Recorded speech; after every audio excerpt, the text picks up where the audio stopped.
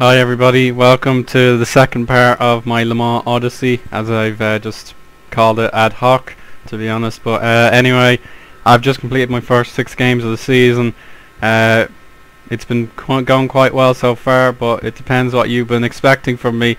And I'd say I have reached your targets, because we are in 3rd position, just 1 point off the lead after 6 games, and we haven't lost a single game all year. And as another bonus, we've conceded the fewest amount of goals this season, with only 3 going into our net, and we've managed to put 10 past our opponents, keeping up with the leaders.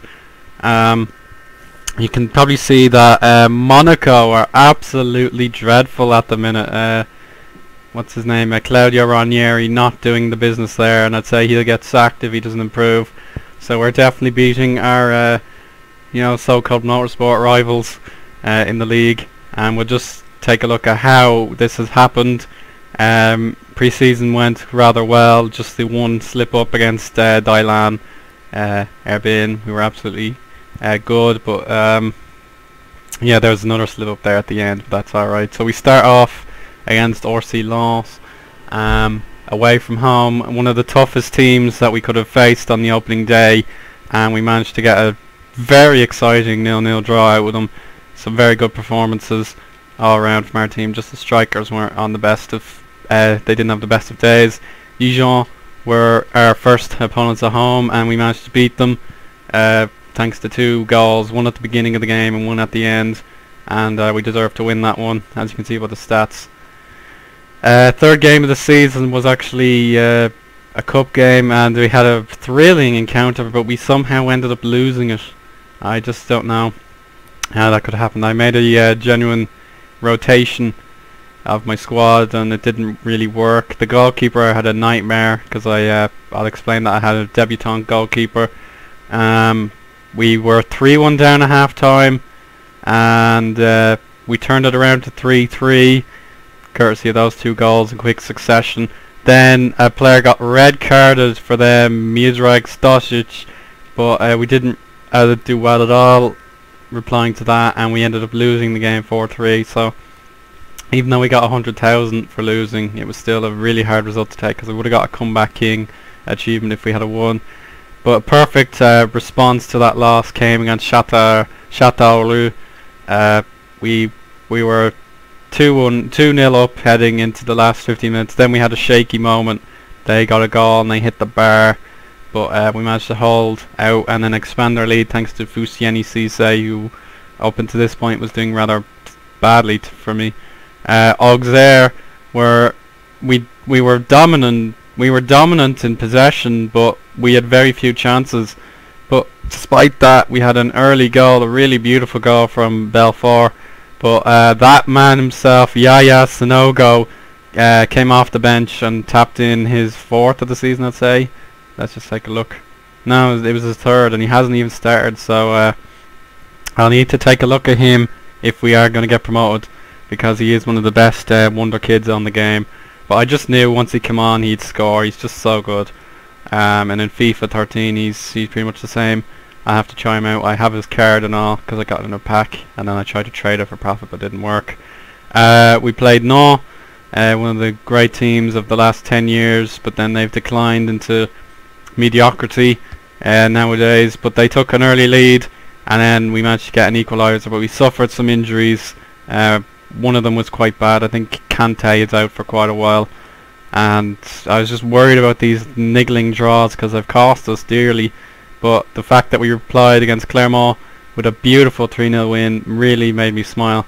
We were dominant from start to finish, and a beautiful and exquisite 10-minute period allowed us to score 3 times. Cisse, Doumbia and Diarra. Very common names, that's for sure. But those guys really lived up to our expectations. So as we've seen already, that has put us 3rd, and I'll just take a look at our transfer business. My director of football has been trying to sign a lot of players, but because of our wage bill being borderline being broken, I really have to be careful about who I accept from him. So I'll just start with the guys I brought in. First of all, my 3 additional loans. Bilal Omrani from Marseille. He looked really good. He popped up in my feed, and I just thought, yeah, I may as well have a punt. He's got fairly low wages, and you know, Marseille could really do with another striker.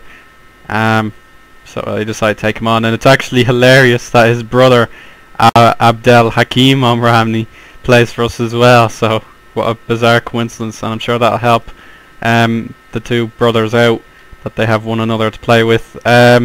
I went to Germany looking for an attacking midfielder for a loan, and I actually found two. We'll start off with Burakan Kunt, excuse the language, but he's come on from Duisburg, and he played really well in the cup game, and actually he scored in the league as well, but unfortunately he's injured for another few weeks, so we'll have to wait and see what my friend can do. And then also I've talked highly of Mustafa Amini from FM12 and the Pentagon Challenge, even though I never actually used them. And now that I actually have the chance to use them, I'm going to take full advantage of that fact. But unfortunately I don't want to play him too quickly.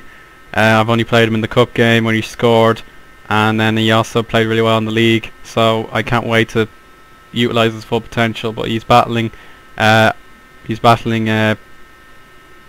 Omrani for the attacking midfielder spot, but definitely looking forward to seeing him in future. I brought in a backup goalkeeper, Glenn Verbouwhede from Belgium. He had a terrible debut in the cup game, letting in 4 goals, and I haven't played him since. But what I did was, the goalkeeper who was about to retire, where is he? Jeremy Janot. He'd so many wages, never noticed, so I was like, you know, I need to get you off the wage bill. But unfortunately his compensation was 900,000. Like, he reduced it by half to 900,000, and that has devastated our finances. We had 2 million euros to start, and now we are $500,000 in the red, so we're in deep trouble in financial terms. But we're doing so well in the league, so we'll have to keep that up. That allowed me to bring in an additional 4. Like, I got to bring in 4 players because they've been being taken off, so I think it was a good decision on the long term. Probably the best signing I've made is Gonzague van Doorlen, a very experienced left back from Belgium as well. I think he came from the Liège. Yeah, he did. So he has been absolutely rock solid.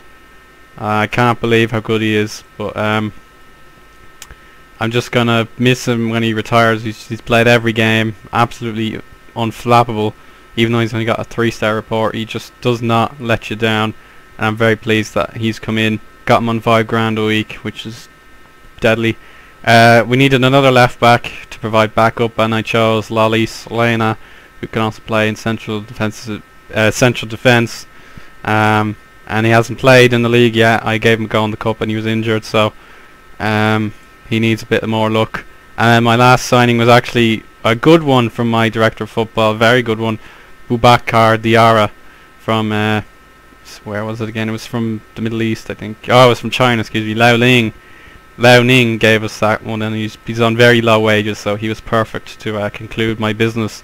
And I let go Gauthier Mahoto from my reserves, and he's now playing for Tour, but he hasn't played competitive games, so I'll have to think about that. Zito is gone. He was an okay player, but I decided he was not good enough. Guy Michel Landel is also at Tour, our feeder club. Kieran Bakus is gone. I let him go. Bilal Jadou went to Orlans in a lower league, I believe. Yeah, the Championnat National. He's gone there. Bastien Ratoa Vinardo has gone lower league as well. He's a wing back, and I just don't have any room for wing backs. Jeffrey Glego and Mohamed Sissoko both gone to Passy football. Imagine if they were in FIFA. You never hear the end of it. Zhang Jiki has gone to Amiens on loan. Has he actually been playing? Yeah, but I just don't know. We really need to get those guys playing. And then Jordan Lapalosa has also gone on loan to Passy or Pacey. I'm not sure how to pronounce it. So that was my business. Not too much, but it has pretty much done the job. But just to conclude this episode, I'm going to talk about the best players thus far in our injury crisis, which is starting to emerge. We'll start off with the goalkeeper, of course, Joji Makalice. Absolutely rock solid. 3 goals conceded, but 3 clean sheets at the same time, so he really does not let you down. Just the one really bad performance, but in pre-season he was even better. Like, he's so good. Mamadou Doumbia has been excellent, really. He hasn't been taken out of the team. 1 goal and a 7.65 average rating. Adeno has he been playing? I think he has. Yes, yeah, he has been. He's been another good centre back for me, and he's gone international duty, so I wish him the best of luck. Frederic Thomas, the captain, the leader, the inspiration. He's been playing very well with 6 games and 3 assists, but his stats are going a little bit downwards. But you know, he's getting on well with me so far, and hopefully we can keep him going as long as possible. Geoffrey Kufau has been my right back of choice. He's been very, very good with a 7.40 average rating and an assist, whereas my other right back, Boilan, has yet to play. I've already mentioned Van Doren, very, very good signing. Amara Babi hasn't had too many games, but I'll try and fit him in now that there's a midfield issue. He's come off the bench 5 times with a 6.96 rating, so you can't complain. Caravan Belfort has been quite good as well. 4 appearances, 1 goal, and a 7.5 average rating. He'll be on international duty as well. Thormeyer, I actually forgot to play him for quite a while because of what's his name? And I'll just check him out. Yeah, because of Jean-Eudes Malice. I actually forgot to play him for quite a while, but as soon as he got his chance, he absolutely grabbed it with both hands, with 2 goals and an assist and a 7.45 average rating. So I have to salute him for that. But Jean-Eudes Malice, I'm actually sticking him on the right because he can kind of play there, and he hasn't let me down with the 7.17 average rating. Idrissa Silla has been okay. I haven't played him too much, but you know, he's been. I'll try and give him a better chance next time. Hilary Mummy hasn't played. Fusieni Cisse was starting off really badly, and I was worried about him, but he's gotten 2 goals in 4 appearances, which is fairly satisfactory. Anthony Delrar was my favourite striker in pre-season, with good reason. I believe he got some good goals, and then he started playing. He hasn't found the net yet, so that's really disappointing. And my Loney Blay Omrani has scored once in the cup, but still trying to find the net in the league. So just need to settle in the striker's position, and then we'll be absolutely fine.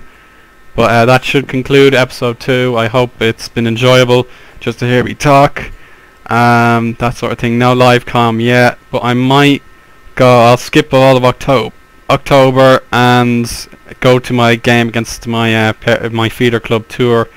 That should be a good game to watch, I'm sure. But thank you for watching, and see you next time. And thanks for the friendly comments if you've left them so far. I'm looking at you, Andy M. Bye.